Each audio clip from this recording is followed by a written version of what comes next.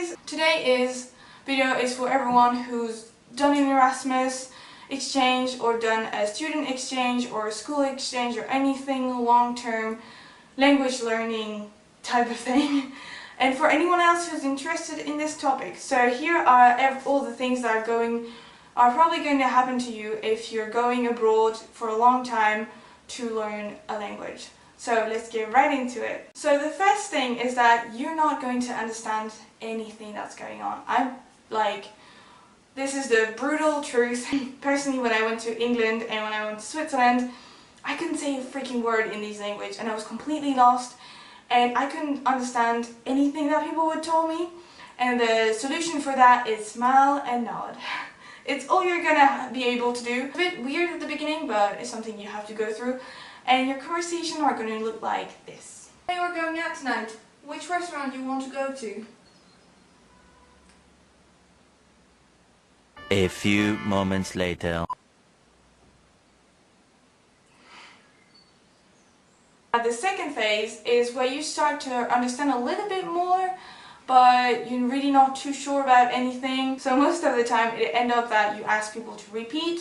As a foreign student, if you ask a native people to repeat what they've just said, they're going to repeat it not only slower but louder. And I don't know where these reflexes come from. It just is there. So there's going to be a little time where you feel that you're annoying everybody because everybody's talking to you like really loud. And it's not that they're angry or anything, it's just that they have this weird reflex of saying everything louder. In this particular time, your conversation are going to look a little bit like that.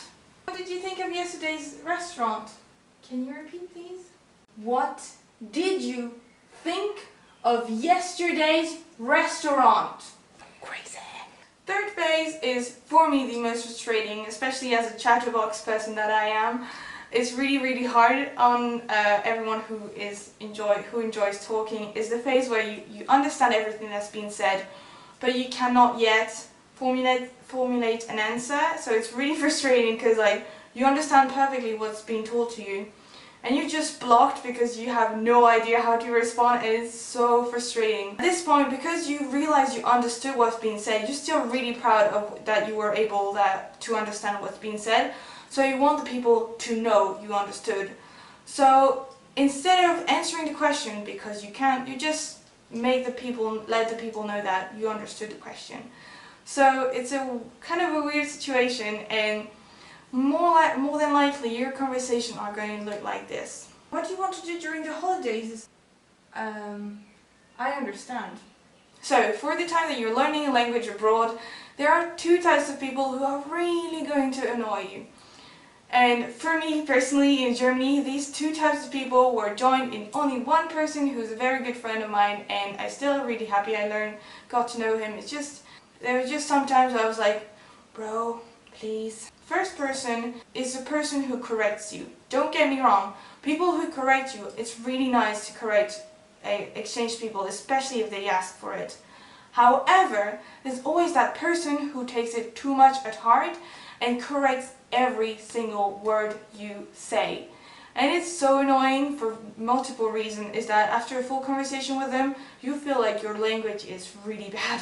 So that's the first time of annoying person you'll meet, and the second time of a bit annoying person you meet is the people that are not impressed. By the end of your stay, people are going to be really noticing that you've gone better in the language, and there's the one person who's not impressed at all and who's going to let you know about it. And it's basically, most of the time it'll be, if someone makes you a compliment about it, he'll be like, oh come on, it's not that good. Or, oh come on, you can still tell she's foreign.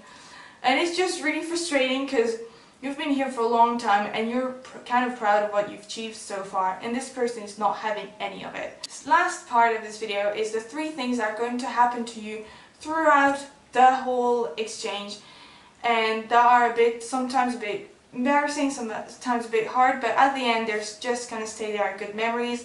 So it's something you have to go through, and it's really not that bad. So first thing is you're going to say a ton of inappropriate things. Just because of a matter of vocabulary that you might not have or understand quite yet, there's going There's gonna have some times where you use the wrong verbs or the wrong name for stuff, and a normal sentence is gonna end up sounding really inappropriate. Or it happened to me a lot of time, and it would mainly happen to me in class, which was really embarrassing. At the moment you end up being like blushing a lot and you're really embarrassed about what you just said, but at the end it's just gonna end up as like a private joke between you and the person who heard it. So it's all good, but just be psychologically prepared for that. You're going to see a lot of inappropriate things without knowing them. It's just going to happen. The second thing that's going to happen to you throughout your exchange phase is being tired. You're going to be so tired because until you get to the bilingual point where you think in the language and you dream in the language, and I assure you it takes time to happen, but it is eventually gonna happen. Until you get to the point where you naturally understand and think in this language, you're gonna have to translate everything from the foreign language to your native language, and this tires your brain incredibly. So there's gonna be a long phase where you like weirdly very tired, and it's just because you're translating everything you're here. Anyways, this is the end of my video. I really hope you enjoy. If you could relate to any of that, please let me know. Also, if I forgot anything, also let me know, because I love like reminiscing those things. Yeah, this is it for this week. I really hope you like this video. I hope to see you next week. Until then, have a very nice time. See you. Bye!